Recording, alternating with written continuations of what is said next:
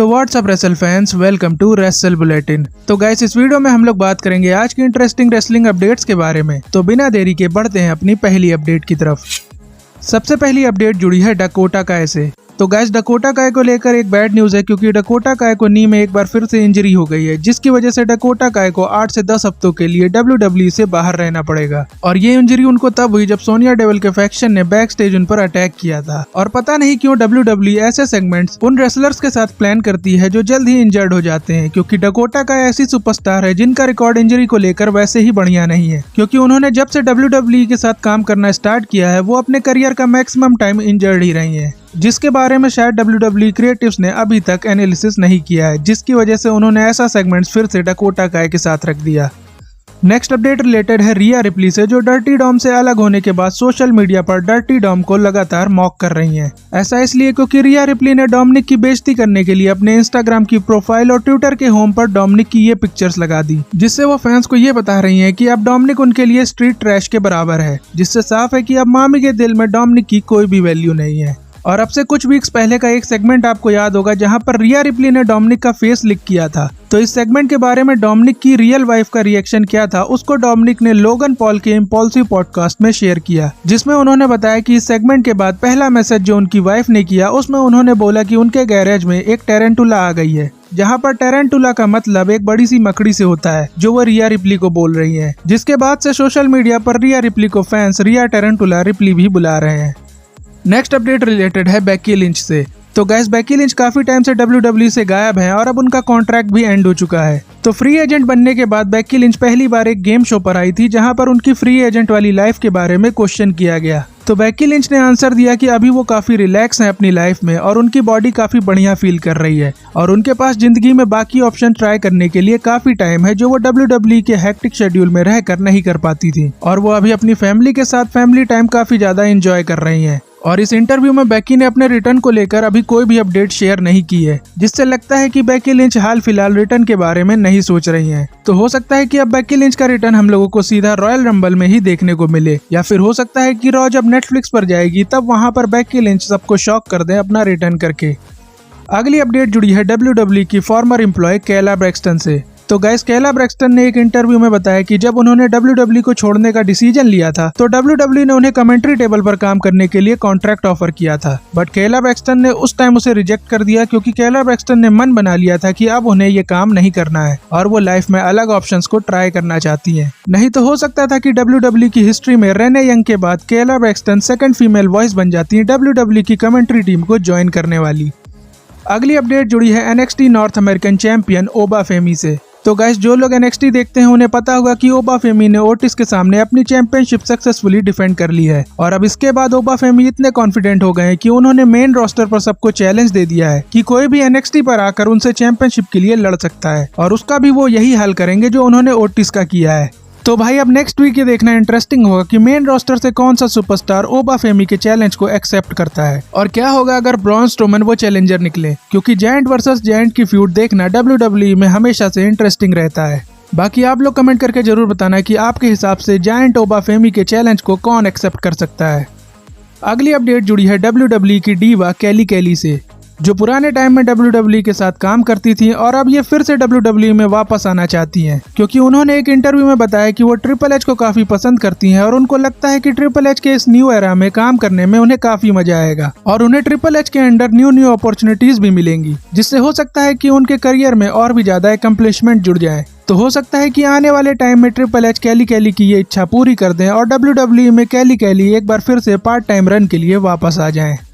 Next update related है American made के leader Chad Gable से। तो गाइस, चैड गेबल ने 1 महीने पहले WWE के साथ न्यू कॉन्ट्रैक्ट साइन किया था और अभी वो क्रिस वॉन के शो पर आए थे, जहां पर उन्होंने अपनी कॉन्ट्रैक्ट की डिटेल शेयर की, जिसमें उन्होंने बताया कि वो अगले 3 सालों के लिए WWE के साथ ही काम करने वाले हैं। और अच्छी बात तो यह है कि WWE और गेबल दोनों एक दूसरे के साथ काम करना चाहते हैं, जिस वजह से ट्रिपल एच खुद चैड गेबल को लाइफ टाइम के लिए WWE से नहीं जाने देना चाहते हैं, जिससे क्लियर है कि चैड गेबल की बुकिंग भी ट्रिपल एच एरा में बढ़िया ही होने वाली है। और हो सकता है कि अगले 3 सालों में ब्रॉन ब्रेकर के साथ चैड गेबल भी WWE के टॉप स्टार बन जाएं। नेक्स्ट अपडेट रिलेटेड है जॉन सीना के रिटायरमेंट टूर से। तो भाई जॉन सीना इस टाइम जिस भी इंटरव्यू में जा रहे हैं वहां पर उनसे रिटायरमेंट टूर को लेकर अलग अलग क्वेश्चन किए जा रहे हैं। तो इस बार भी एक इंटरव्यू में ऐसा ही हुआ जिसमें जॉन सीना ने पहले तो ये क्लियर कर दिया कि वो 2025 में 36 डेट पर WWE के साथ काम करने वाले हैं, और इसके बाद उनसे ये क्वेश्चन किया गया कि वो अपने रिटायरमेंट की प्लानिंग कब से कर रहे थे, जिस पर जॉन सीना ने रिप्लाई दिया कि वो रिटायरमेंट को लेकर पिछले 5 सालों से प्लानिंग कर रहे हैं, और 2019 से कई इंटरव्यूज में उन्होंने इसका हिंट भी दिया था, और जब उन्हें लगा कि यही सही टाइम है रिटायरमेंट लेने के लिए तो उन्होंने इसे अनाउंस कर दिया। तो भाई जॉन सीना 2019 में ही मान चुके थे कि उन्हें WWE से रिटायर होना है। तभी जॉन सीना ने अपनी अपीयरेंस WWE में कम कर दी ताकि फैंस को जॉन सीना के बिना शोज देखने की आदत पड़ जाए। वैसे मुझे तो 36 डेट कम लगी जॉन सीना के रिटायरमेंट टूर के लिए, क्योंकि एटलीस्ट 50 डेट्स तो होनी चाहिए थी साल भर में। बाकी आप लोग कमेंट करके जरूर बताना कि आपके हिसाब से मिनिमम कितनी डेट्स पर जॉन सीना को रिटायरमेंट टूर पर होना चाहिए था। अगली अपडेट जुड़ी है स्टेफनी वॉकर से। तो गाइज स्टेफनी वॉकर ने 1 महीने पहले ही WWE के साथ डील साइन की थी और WWE उनका NXT पर डेब्यू भी कराने वाली थी, बट अभी तक स्टेफनी WWE में नहीं आई है। तो उनको लेकर ऐसी रिपोर्ट सामने आई है कि वो मैक्सिको से ऑरलैंडो में शिफ्ट हो रही हैं ताकि उन्हें यहाँ से NXT पर काम करने में आसानी हो, और जब उनकी शिफ्टिंग कंप्लीट हो जाएगी WWE बिना देर किए हुए NXT पर उनका डेब्यू करा देगी, क्योंकि NXT के फीमेल डिवीजन को काफी ज्यादा जरूरत है एक बड़े सुपरस्टार की।